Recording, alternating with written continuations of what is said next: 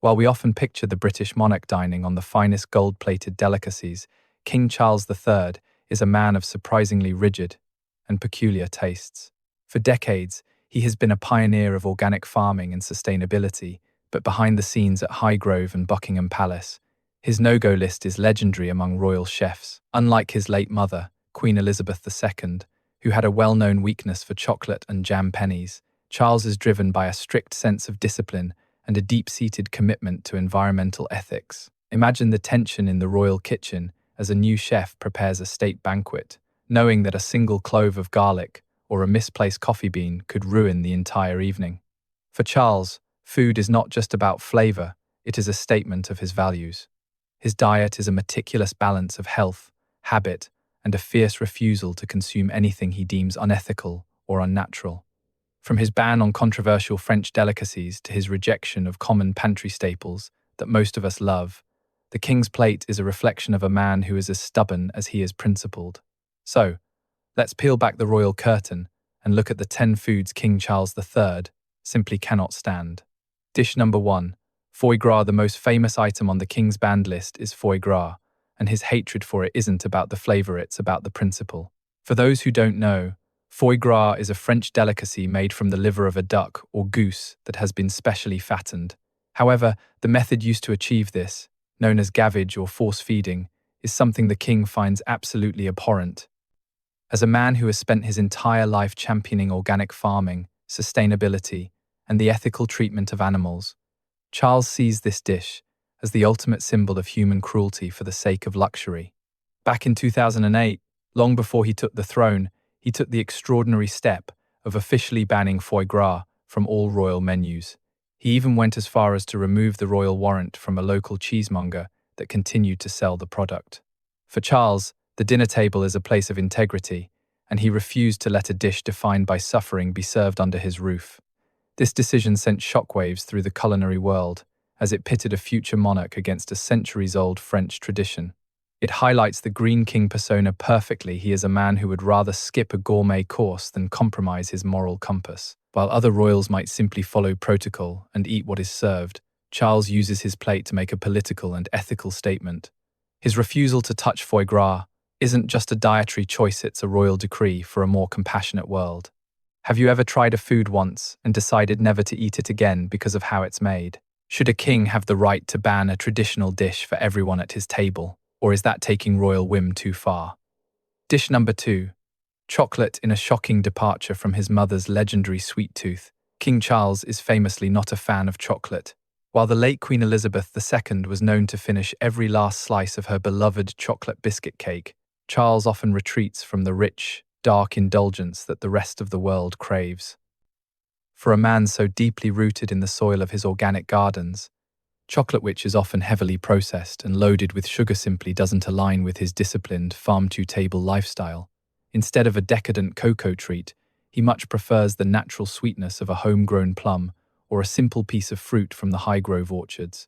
His rejection of such a universal favorite raises an interesting point about his character.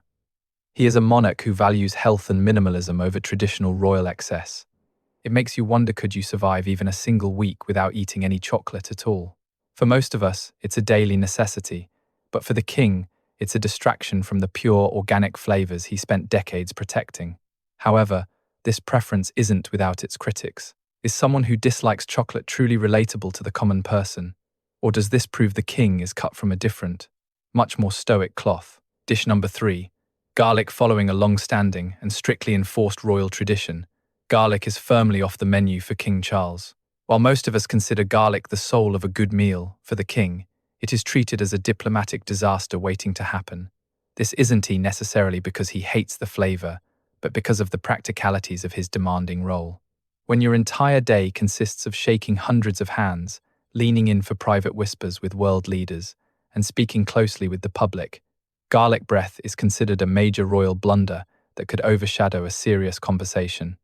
At any state banquet or private dinner, the royal chefs are forbidden from using this pungent bulb, ensuring the king remains approachable and fresh-scented at all times.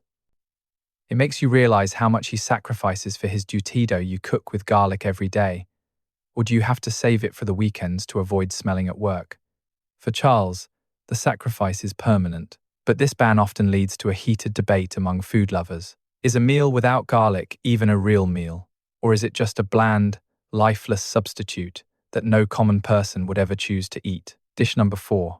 Coffee. While much of the world starts its morning with a jolt of caffeine, King Charles is famously a tea man, specifically favouring a cup of Darjeeling with honey and milk.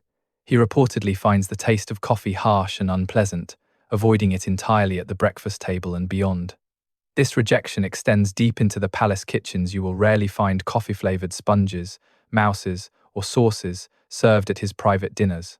For Charles, the ritual of tea represents a slower, more traditional British pace of life that aligns with his love for heritage and quiet reflection. He is so dedicated to his tea routine that he often brings his own specific blends when travelling abroad to ensure he never has to settle for a bean-based alternative. It's a habit that truly divides people. Are you a team coffee person who needs that morning buzz, or do you prefer the calm of team tea like the king? His distaste for the world's most popular drink is a rare example of him breaking away from modern trends. It brings up a spicy debate. Is coffee actually a sophisticated drink for the elite, or is it just a bitter, addictive habit that we've all been socially forced to accept? Dish number 5. Shellfish. While travelling, this particular dislike is less about the flavour and more about a high-stakes royal survival tactic. When King Charles is on the move, shellfish such as oysters, mussels and crab strictly forbidden from his plate. This long-standing royal protocol is enforced to eliminate the risk of food poisoning or allergic reactions that could derail a meticulously planned diplomatic tour. Imagine the chaos if a monarch were sidelined by a bad scallop during a historic meeting with world leaders. For Charles, the luxury of a seafood platter is simply not worth the risk of a royal health crisis. He adheres to this rule with military-like precision, preferring the safety of a well-cooked piece of meat or a simple vegetable dish over the unpredictable nature of bottom feeders. It's a level of caution that most of us would find exhausting. What is the one food you always avoid when you're away from home to make sure you don't get sick? While it sounds like a smart move for a man with a busy schedule, it often sparks a conversation about the lifestyle of the elite. Is the shellfish ban a sensible, pragmatic precaution for a head of state, or is it just another layer of royal paranoia? Dish number 6. Out-of-season fruit. If it is the middle of January and you offer King Charles a bowl of strawberries, do not be surprised if he greets you with a cold, disapproving stare. One of his most rigid culinary rules is a total refusal to eat fruit that is out of season. To the king, consuming a raspberry in winter isn't just a matter of poor taste, it is an environmental sin. As a pioneer of organic farming, he believes that nature provides exactly what the body needs at the right time, and he views chemically forced, air-freighted produce as unnatural and soulless. At his Highgrove estate, he eats only what the British soil offers in that specific month, insisting on a rhythm of life that matches the Earth's natural cycles. This level of dedication to the environment is rare in our modern world of instant gratification. Do you try to buy fruit only when it's in season at your local market, or do you grab whatever looks good on the shelf? For Charles, this is a hill to die on, but it raises a sharp social question. Is seasonal eating a noble, sustainable choice we should all follow, or is it a luxury that only a king with his own orchards can truly afford? Dish number 7. Raw or rare meat. Much like his mother before him, King Charles maintains a very traditional and cautious approach to how his proteins are prepared. You will never find him indulging in a trendy steak tartare or a piece of beef that is still mooing on the plate. He has a firm distaste for raw or rare meats, insisting instead that his meals be thoroughly and properly cooked. This preference is rooted in a mix of old-fashioned British culinary standards and a practical desire to avoid the health risks associated with undercooked food. For a man whose schedule is planned down to the minute, a bout of salmonella is a risk he is simply unwilling to take. He values the safety and consistency of a well-done roast over the culinary art of a bloody centre. It's a preference that often puts him at odds with modern foodisho. Do you like your steak well done and safe, or medium rare and juicy? While some might call his taste boring, he sees it as a matter of sensible discipline. However, it does spark a classic kitchen rivalry. Is eating rare meat a sign of a sophisticated palate, or is it just a dangerous recipe for a stomachache that the king is right to avoid? Dish number 8. Raw onions. Much like his strict ban on garlic, King Charles has a long-standing aversion to raw onions. While many of us love the sharp, refreshing crunch of red onions in a salad or a burger, the king views them as a social hazard. For a monarch who spends his life in high-stakes meetings and public walkabouts, the lingering, pungent scent of a raw onion is considered entirely unacceptable. He prefers his flavors to be subtle and refined, ensuring that any onions used in the royal kitchen are cooked down until they are sweet, translucent, and virtually invisible. This rule is a testament to the king's self-discipline. He is willing to sacrifice a popular ingredient to ensure he remains perfectly presentable for his subjects. It makes you wonder about your own social habits. Can you handle the crunch of raw onions in a sandwich? Or is the fear of bad breath too much for you to risk? While this level of caution is practical for a head of state, it does lead to a curious debate about food and etiquette. If a food is socially unacceptable, like a raw onion, does that mean it actually tastes bad? Or are we just too worried about what other people think? Dish number 9, lunch, the luxury meal. Technically, the thing King Charles dislikes most about lunch is the meal itself. For decades, the king has viewed the midday break as a luxury that serves as nothing more than an unwelcome interruption to his relentless work schedule. Unlike many of us who count down the minutes until our lunch break, Charles famously skips it entirely, preferring to power through his correspondence and meetings on an empty stomach until tea time. His former staff have noted that this can be quite a challenge for those working with him, as the king's disciplined engine doesn't seem to require the fuel that ordinary people do. For Charles, the concept of sitting down for a 3-course lunch is a waste of precious time that could be spent on his charitable foundations or environmental causes. It's a level of work ethic that feels almost superhuman. Could you go a whole day without lunch and just wait for a big dinner, or would you be too hangry to function?